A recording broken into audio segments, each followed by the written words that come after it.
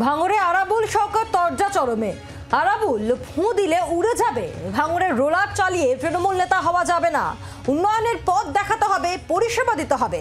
নাম না করে শওকতকে নিশানা আরাবুলের। আরাবুলকে পাল্টা তোপ শওকত মোল্লার। ভাঙড়ের উন্নয়ন তিনি একা করেছেন, ভাঙড় কি তার বাবার সম্পত্তি? এই প্রশ্ন উঠে এসেছে আরাবুলের উদ্দেশ্যে ক্যানিং পূর্বের বিধায়কের। শোনাবো আপনাদের আরাবুল ইসলাম ঠিক কি বলেছেন।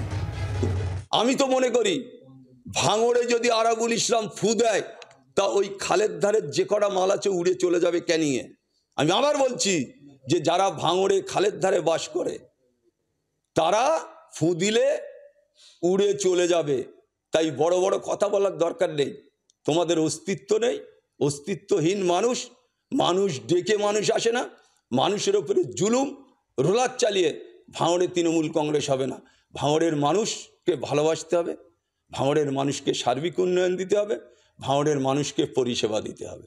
তাই আমি বলি যিনি বলছেন তাদের কোনো অস্তিত্ব নেই, অস্তিত্বহীন কোন মায়ের ছেলে সেটা ভাঙড়ের মানুষও বোধহয় জানে না। আর এর পাল্টা তৃণমূলের বিধায়ক ক্যানিং পূর্বের বিধায়ক শওকত মোল্লার ঠিক কি জবাব শুনুন। আজকের কেউ কেউ বলে আমি একা করেছি, এটা কি তোমার বাপের সম্পত্তি? যখন যেটা মনে করবে, যখন যেটা বলবে, এই বাপের সম্পত্তিটা ছেড়ে দাও। রাজনীতিতে সব কথা চলে না, এটা তোমার মাথায় রাখতে হবে।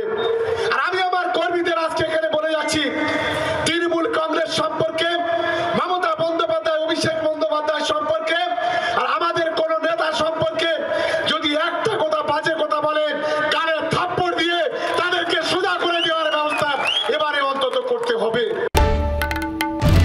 বাংলার আওয়াজ, বাঙালির আবেগ, জি 24 ঘন্টা।